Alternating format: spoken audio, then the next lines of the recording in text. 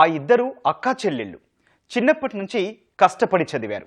Civils సన్నద్ధంలో ఓటములు పలకరించాయి. కానీ నిరాశ చెందకుండా అదే పట్టుదలతో చదివి ప్రభుత్వ కొలువులు సాధించారు కర్నూలుకు చెందిన ప్రియాంక, సాహితి. తల్లిదండ్రుల ప్రోత్సాహం, దీర్ఘకాలిక ప్రణాళికతో ప్రిపరేషన్ కొనసాగించి ఒకరు గ్రూప్ 1లో డిప్యూటీ కలెక్టర్, మరొకరు గ్రూప్ 2లో R&B జూనియర్ అసిస్టెంట్ ఉద్యోగాలు సాధించారు. భవిష్యత్తులో సివిల్స్ సాధించడమే తమ లక్ష్యమంటున్న సిస్టర్స్తో చిట్ చాట్. కర్నూలు నగరానికి చెందిన అక్కా చెల్లెళ్ళు గ్రూప్స్లో మెరిశారు. చెల్లి గ్రూప్ 2 సాధిస్తే అక్క గ్రూప్ 1 సాధించారు. వారే ప్రియాంక, సాహితి. ప్రస్తుతం వారు మనతో ఉన్నారు. ఫస్ట్ ఆఫ్ ఆల్ మీకు ఈటీవీ తరఫున కంగ్రాట్స్ మేడం. ఎట్లా అనిపిస్తుంది? మీరిద్దరూ కూడా ఒకరు గ్రూప్ 1 ఒకరు గ్రూప్ 2 సాధించారు. ఎట్లా అనిపిస్తుంది? చాలా చాలా హ్యాపీగా ఉందండి. ఇది నాకు ఫస్ట్ ఆఫ్ ఆల్ చాలా రిలీఫ్గా ఉంది. ఎన్నో ఏళ్ళ నుంచి నేను ట్రై చేస్తూనే ఉన్నాను. ఇంకా ఫైనల్గా డిప్యూటీ కలెక్టర్ రావడం అనేది చాలా ఆనందంగా ఉంది. ఇంజనీరింగ్ నుంచి ఇటువైపు గ్రూప్స్ సాధించాలని చెప్పి లేకపోతే సివిల్స్ వైపు రావాలని ఎందుకు అనిపించింది? నాకు చిన్నప్పటి నుంచి మెయిన్ మోటివేషన్ వచ్చేసి మా మమ్మీ అండ్ డాడీ అండి. వాళ్ళిద్దరూ పబ్లిక్ సర్వీస్లోనే ఉండడం వల్ల వాళ్ళ చాలా అఫెక్షనేట్గా ఉండేవాళ్ళు. వాళ్ళ దగ్గరకు వచ్చిన వాళ్ళు కానీ ఇలా నేను కూడా ఎందుకు చేయకూడదు అని అనిపించేది. సో గ్రాడ్యుయేషన్ తర్వాత నేను కొంచెం ఆలోచించుకొని సాఫ్ట్వేర్ కంటిన్యూ అవ్వాలా, అది కూడా ఒక 1 year ట్రై చేశాను. అలా అయిపోయిన తర్వాత ఇంకా లేదు, మనం కూడా పబ్లిక్ సర్వీస్లో మనకంటూ ఒక గుర్తింపు ఉండాలి, ఒక సమాజం కోసం చేయాలి అని చెప్పేసి నేను ఇటువైపు వచ్చాను సార్. మేడం, అనుకున్నారా మీరు గ్రూప్ 1 నేను సాధిస్తానని చెప్పి మీరు అనుకున్నారు? ఫస్ట్ 2 సార్లు ఫెయిల్యూర్స్ ఫేస్ చేశాను. సో ఈసారి కొంచెం భయం ఉండిండే. బట్ లాస్ట్ టైం చేసిన మిస్టేక్స్ని కొంచెం నేను ఈసారి చదువుకొని వాటిని మెయిన్స్ ఎగ్జామ్లో కొంచెం కవర్ చేసుకున్నాను కాబట్టి హోప్ ఉండింది వస్తుందని చెప్పి. ఏదో ఒక పోస్ట్ అయితే ఖచ్చితంగా వస్తుంది అనుకున్నాను, కానీ డిప్యూటీ కలెక్టర్ వచ్చేసరికి చాలా హ్యాపీగా ఉంది. మేడం, ఎట్లాంటి ప్రణాళికతో మీరు ముందుకెళ్ళారు? ఎట్లా చదివారు?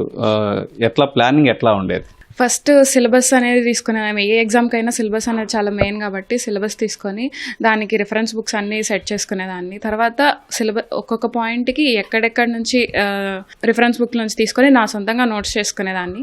అలా ఆ రిఫరెన్స్ బుక్స్ నుంచే కాకుండా ఇంకా ఇంటర్నెట్లో వెళ్ళి, తర్వాత రీసెంట్గా AI వచ్చింది కాబట్టి మొత్తం అంతా నీట్గా సార్ట్ చేసుకొని, తర్వాత day wise weekly, yearly schedule వేసేసుకొని, ఇప్పుడు వీక్లీ షెడ్యూల్ చాలా మెయిన్గా ఉండేది అనమాట. అవి మనం టార్గెట్స్ అచీవ్ చేస్తున్నామా లేదా, ఈ వీక్లో అయిపోయింది మళ్ళీ నెక్స్ట్ వీక్ అలా కొన్ని బఫర్ రివిజన్ కోసం ఇన్ని డేస్ అని చెప్పి టెస్ట్ రాసి అలా అలా చదివాను సార్.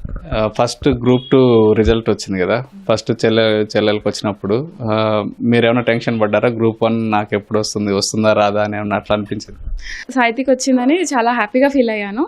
కొంచెం టెన్షన్ పడ్డాను, కానీ నా ప్రిపరేషన్ మీద కొంచెం నాకు నమ్మకం ఉంది కాబట్టి గ్రూప్ 1 వస్తుంది వెంటనే అమ్మ నాకు గ్రూప్ 1 వస్తుంది, నువ్వు ఫీల్ అవ్వకు అని చెప్పేసి చెప్పాను అనమాట.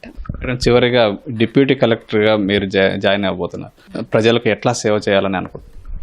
ఏ టాస్క్ ఇచ్చినా కానీ దాంట్లో మనం కేర్ఫుల్గా చేస్తూ, సొసైటీకి చాలా హెల్ప్ చేస్తూ, వాటన్నిటిని కూడా ఇన్కల్కేట్ చేయడానికి నా వంతు ప్రయత్నం నేను చేద్దాం అనుకుంటున్నాను. Thank you madam. మీరు చెప్పండి మేడం, మీకు ఎట్లా అనిపిస్తుంది? రిజల్ట్ చూసినప్పుడు గ్రూప్ 2 సాధించారని అనిపించినప్పుడు ఏమనిపించింది? ఫస్ట్లీ చాలా రిలీఫ్ అనిపించిందండి. ఎందుకంటే ఎన్నో ఇయర్స్ నుంచి నేను అక్క ఇద్దరం ప్రిపరేషన్లోనే ఉన్నాము. ఒక పాయింట్ దగ్గర ఏమొచ్చిందంటే ఎవరికైనా వస్తుందా రాదా, మా ఇద్దరిలో ఎవరైనా సెటిల్ అవుతామా లేదా అన్న భయం వచ్చింది. నేను UPSC రాద్దామని డిసైడ్ అయ్యాను, కానీ అసలు రాకపోతే ఏం చేయాలి, ఎలా వెళ్ళాలి, అండ్ నా ఎడ్యుకేషన్ కూడా మొత్తం ఆర్ట్స్ బేస్డ్ ఉండేది. సో అందుకని రాగానే ఇప్పుడు నాకు ఒక బ్యాకప్ ఉంది, నాకు ఒక ప్లాన్ ఉంది, నేను చేసుకోగలను, దాని తర్వాత UPSC కూడా రాయగలను అన్న నమ్మకం అయితే వచ్చింది నాకు. అండ్ చాలా హ్యాపీగా ఫీల్ అయ్యాను. నాకు జాబ్ అయితే వచ్చింది నాకు ఇప్పుడు అని. మీరు ఎట్లాంటి ప్లాన్తో ముందుకెళ్ళారు? ఎట్లా చదివారు? చదువుకోవడం సపరేట్గా చదువుకున్నా కానీ ప్లాన్ కరెక్టే వేసుకుంటాం. ఒకటే రోజు ఫస్ట్ ఈ సబ్జెక్ట్ చదవాలి, తర్వాత ఇది చదవాలి, అలా టార్గెట్స్ పెట్టుకునే వాళ్ళము. ఇక్కడ తప్పు చేసినా కానీ నాకు ఏ డౌట్ వచ్చినా కానీ నేను అక్కనే అడిగేదాన్ని, ఇక్కడ ఏం చేయాలి, ఇది చదవాలో వద్దా, లేకపోతే ఏ పుస్తకంలో చదవాలి అని చెప్పి అన్నీ అక్కనే అడిగేదాన్ని. తను గైడ్ చేస్తూ వచ్చింది. దాని తర్వాత నేను కూడా నాకు సాధించాలి అని ఉంది కాబట్టి బాగా చదివేదాన్ని. ఒక 7-8 hours అలా చదివేదాన్ని. సార్ మీరు చెప్పండి సార్, మీ అమ్మాయిలు ఇద్దరికి గవర్నమెంట్ ఉద్యోగాలు వచ్చాయి, అది కూడా గ్రూప్స్ విజయం సాధించారు. ఎట్లా అనిపిస్తుంది? ఒక తండ్రిగా మీకు ఏమనిపిస్తుంది? ఇప్పుడు హ్యాపీగా ఉందండి. యాక్చువల్గా ఒక 4-5 years నుంచి కూడా మా పెద్ద అమ్మాయి దాదాపు 6 years నుంచి ట్రై చేస్తుంది. కానీ యాక్చువల్గా అంటే మా పెద్ద అమ్మాయికి పంచాయతీ సెక్రటరీ జాబ్ వచ్చింది, కానీ అప్పుడు జాయిన్ చేయించాలి మేము, ఎందుకని దూరం అని చెప్పేసి. ఒక్కొక్కసారి ఏం ఫీల్ అయ్యేవారు, అనవసరంగా జాయిన్ చేయలేకపోయామో, ఇవేమో సక్సెస్ కాలేమో అనుకుంటుంటే కానీ లాస్ట్కు చివరికి ఒక 2-3 డేస్ వ్యవధిలో ఇద్దరికి జాబ్ రావడం అంటే చాలా హ్యాపీగా ఉంది. మేడం మీరు చెప్పండి మేడం, మీకు ఎట్లా అనిపిస్తుంది, ఒక మదర్గా ఎట్లా అనిపిస్తుంది? హ్యాపీ అండి, ఎందుకంటే వాళ్ళు సొంతంగానే చదువుకున్నారు, వాళ్ళు ఎక్కడ కోచింగ్ తీసుకోలేదు, వాళ్ళు ఓన్గానే ప్రిపేర్ అయ్యారు కాబట్టి I'm very happy. Me support ఎట్లా ఉండేది మేడం? వాళ్ళు ఎట్లా కష్టపడే వాళ్ళు పిల్లలు?